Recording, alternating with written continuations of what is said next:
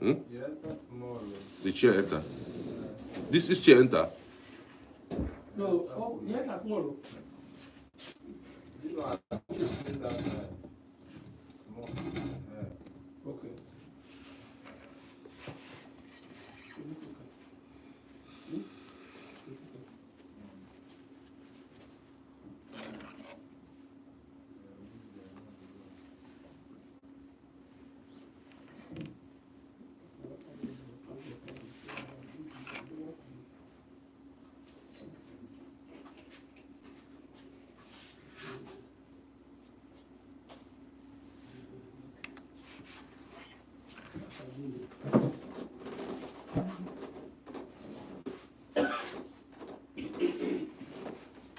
Welcome to Global News on Signature TV. I'm Charles Pius. In the headlines, President Bola Tinubu directs security agencies to end the violence and killing in parts of the country. Federal government releases 50 billion naira to all universities workers for earned allowances. Senator Mark Kelly warns of tariff impact on allies during electronics tour. And India closes major land border crossing with Pakistan following Kashmir attack. Details shortly. Come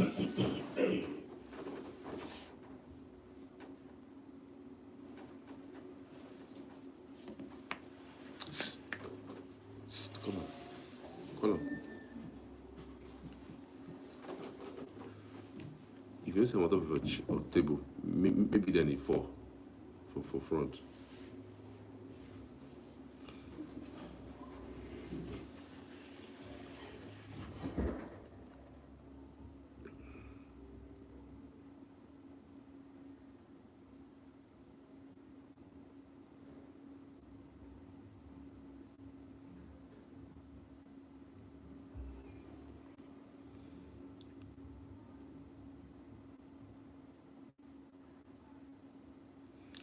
President Bola Tinubu has directed an immediate overhaul of national security agencies and end to the escalating violence in Borno, Benue, Plateau, and Kwara State. Tinubu, who met with security chiefs at the State House Abuja for more than 2 hours, said the killing of innocent people in the country must cease.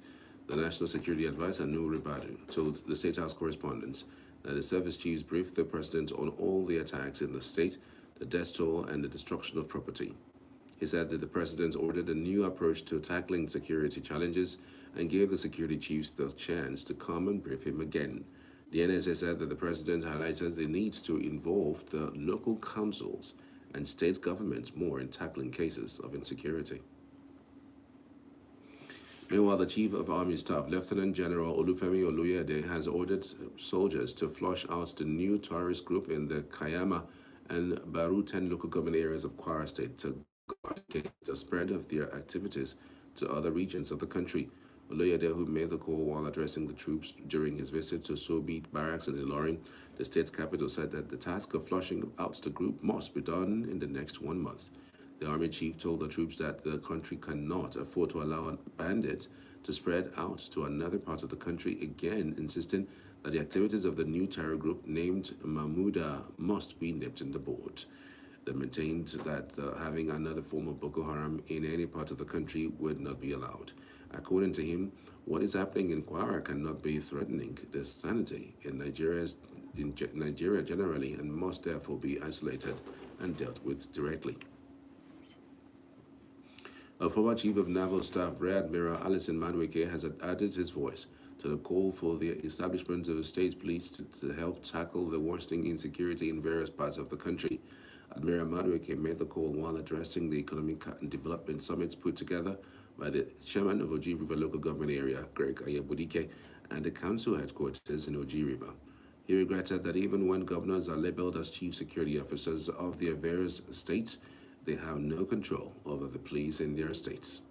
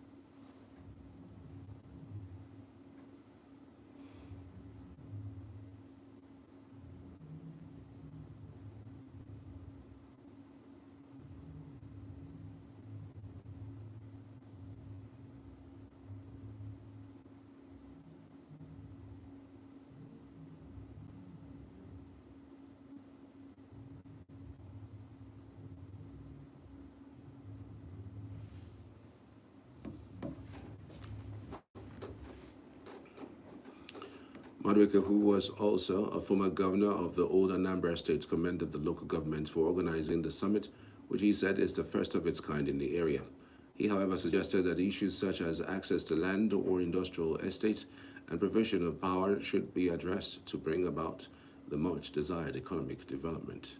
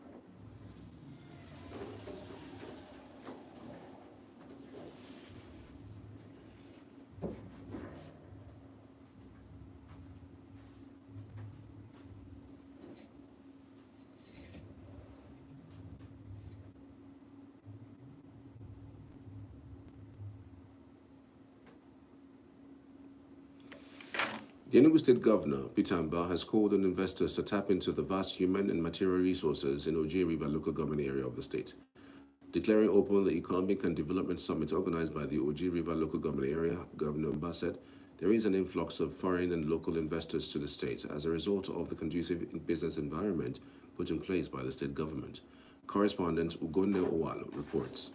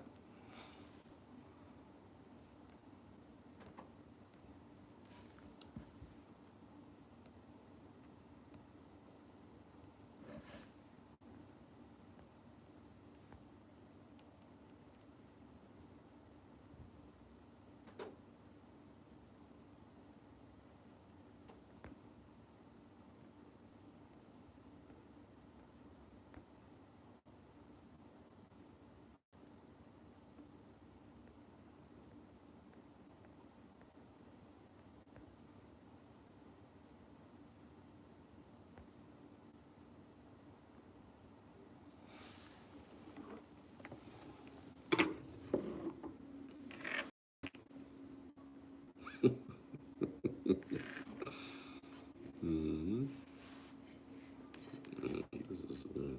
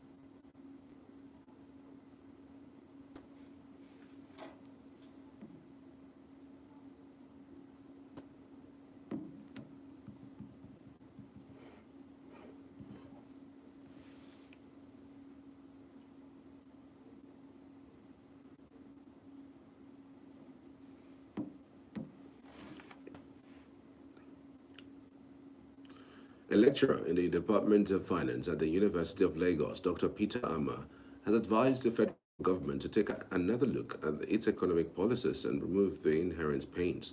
Dr. Amma, who spoke in an interview with Signature TV, noted that even though the policy reforms are good in themselves, the timing, concept, and implementation are bad.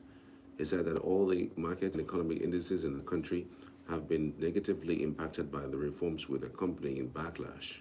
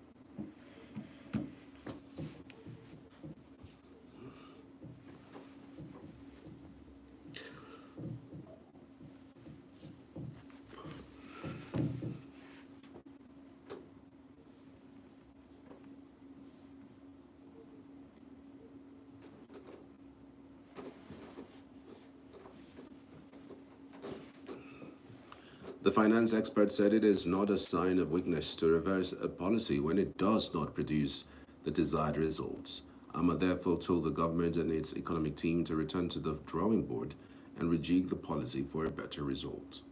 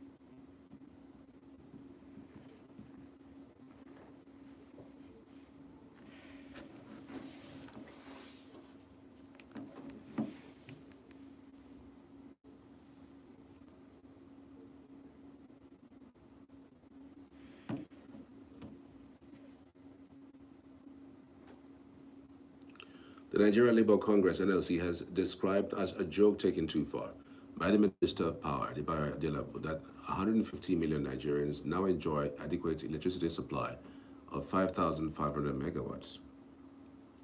In a statement in Abuja, the president of NLC, Ajo Ajero, said the statement by the minister is outrageous and a wild assertion in a country that is daily confronted by grinding darkness, outrageous electricity tariffs, and a power sector manipulated by private at the expense of national progress.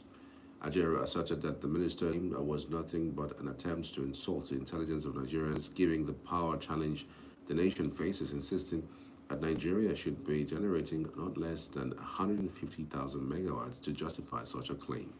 The NLC president traced the current electricity crisis in Nigeria to what it also described as a direct result of the grand betrayal that was the 2013 power sector's privatization.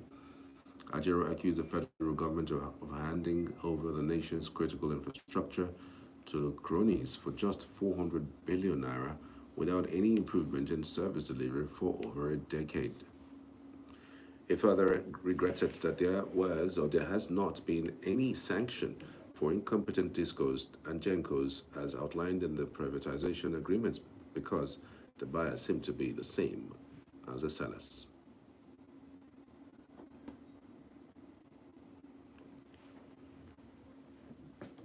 The Minister of Education, Dr. Maruf Alausa, has announced the release of 50 billion naira by the federal government to the academic and non-academic staff unions of federal universities for the settlement of earned allowances as promised by President Bola Tinubu.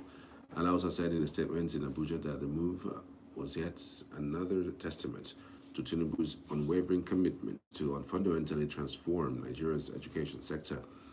He said that intervention is not just a financial transaction but a reaffirmation of the president's belief in the capacity of the Nigerian youths and the invaluable role that academic and non-academic staff play in nurturing them. The minister noted that by prioritizing their welfare, government is laying the foundation for a future where every Nigerian child receives highly qualitative and globally competitive education. Alausa expressed Tinubu's heartfelt appreciation to the academic and non-academic unions for their sustained trust in his administration and for fostering an atmosphere of peace and cooperation across Nigeria's federal institutions. Still to come, Minister decries alarming deaths of Nigerian women from firewood and charcoal abuse. Representatives of Oseni distributes fertilizer to farmers in Oyo. To stay with us.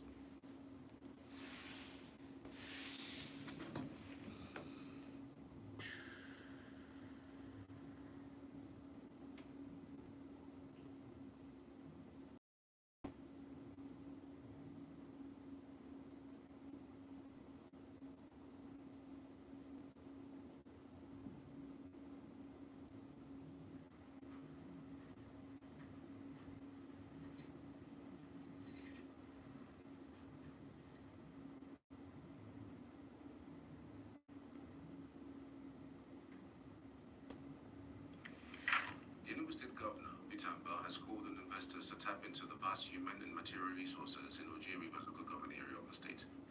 Declared Development Summit organized by the Oji River local government area.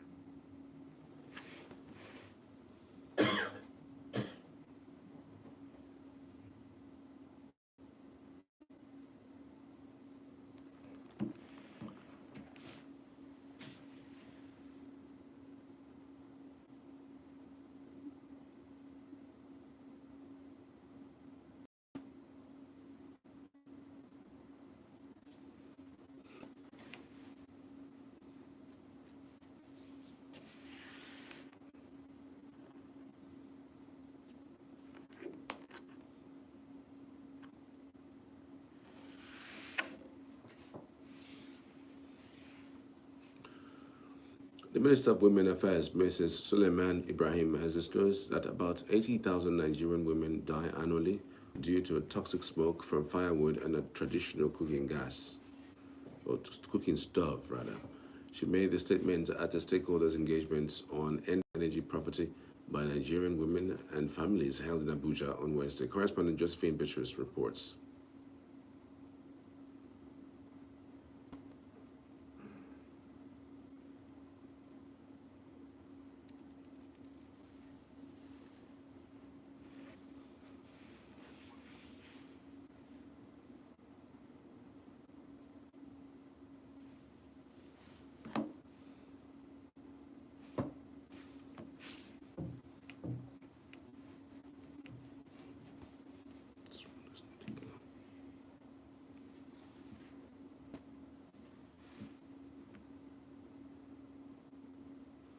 Air Peace, one of Nigeria's leading airlines, has announced the immediate suspension of flight operations due to an ongoing strike by staff of the Nigerian Meteorological Agency, NIMET.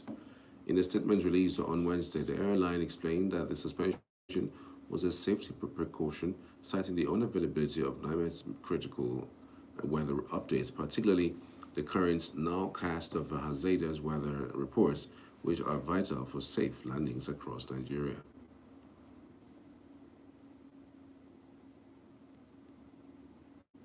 The disruptions comes on the same day that the Minister of Aviation and Aerospace Development, Festus Kehemo, commissioned the President Bola Ahmed Tinubu International Airport in Minna.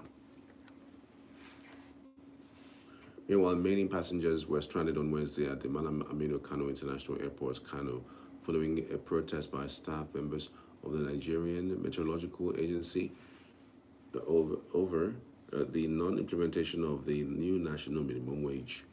The Northwest Zone of the Amalgamated Union of Public Corporations, Civil Service, Technical and Recreational Employees, Timothy Michelia, also confirmed that the protest disrupted several flights at the airport on Wednesday.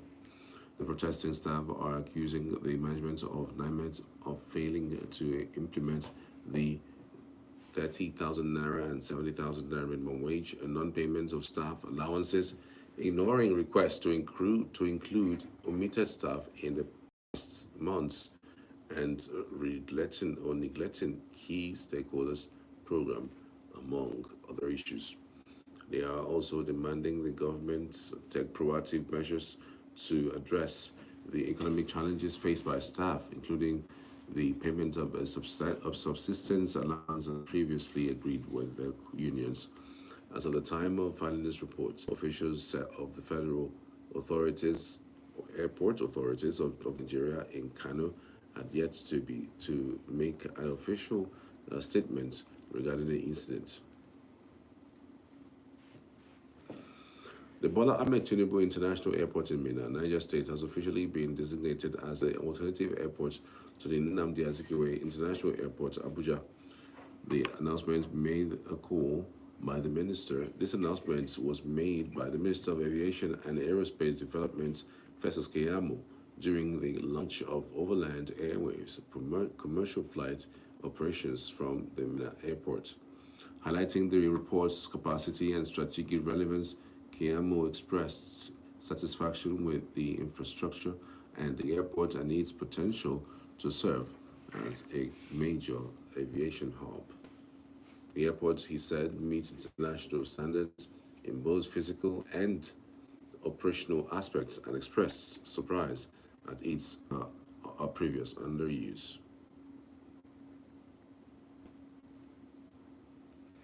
Chairman of the House of Representatives Committee on Federal Road Maintenance Agency, Aderemi Oseni, had distributed 5,206 bags of fertilizer to farmers in the Ido Ibarapa East Federal Constituency. Oseni said the is several steps being taken to support the constituents and improve their quality of life, emphasizing that the initiative aims to boost agricultural productivity and uplift the livelihoods of local farmers. He urged the farmers to make wise use of the citizens or the fertilizers and assured them of his continued advocacy for better living conditions.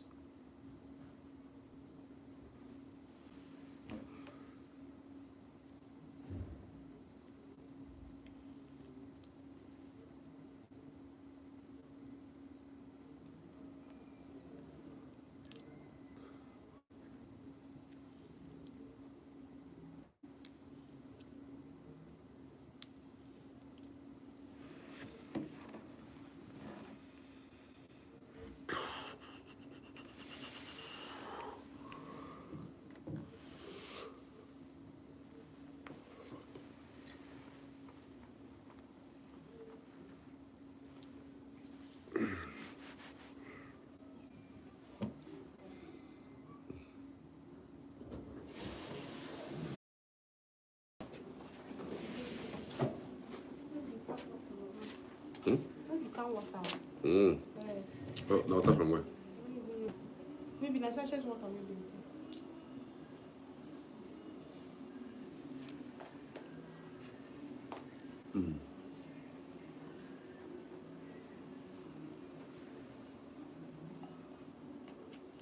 Thank you.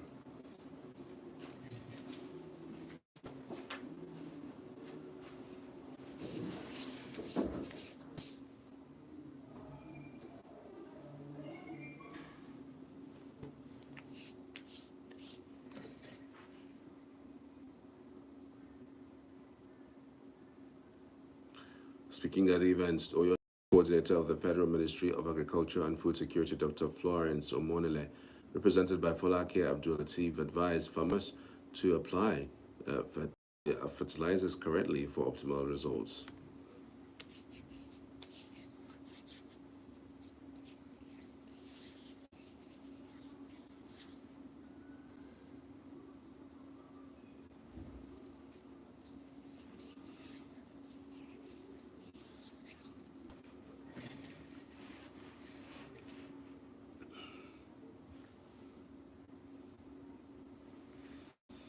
The beneficiaries said the support would help alleviate their challenges and enhance farm productivity.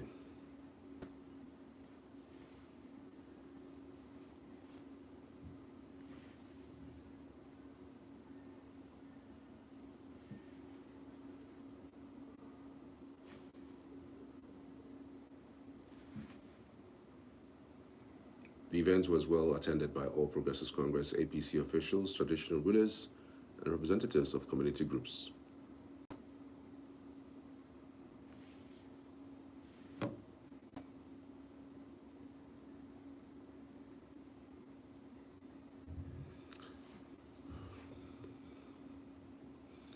The governor of Imo State, Hope Uzodinma, has given commercial drivers operating with tinted windows 72 hours to remove them or face legal consequences. This directive was announced in a press release issued by the Chief Press Secretary and Special Advisor on Media to Governor Oguwike Onwachukwu, said that law enforcement agencies have been instructed to support government officials in enforcing the order once the deadline expires.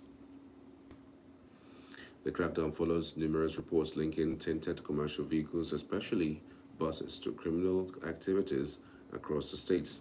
Onwachukwu warned that violators will be prosecuted after the 72-hour grace period, serving as a deterrent to others who might ignore the new rule.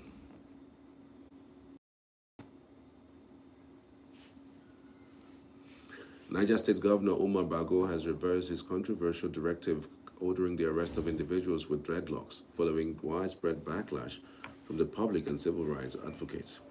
The governor said had earlier instructed security agencies to arrest anyone seen with dreadlocks across the state, linking the hairstyle to rising cult-related activities and insecurity.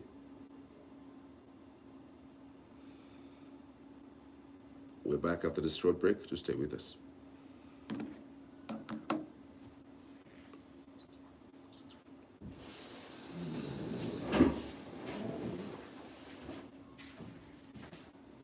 You know how they do that thing enter on air. What's about that? Your this way they do. Like this? I know all those things where they do, where they look unlikely, they enter on air. This man wants scatter office. So I beg, follow your this thing. I was there now. I was watching them. Now them put me things. now. I want to do like this. Think They're on supposed. Are they not supposed to be looking at me? I know, I'm not blaming you. I'm just saying they're supposed to cover you, or that's why they are directing. But you think on like all those things, you look out and all the rest, and my way scratch eyes.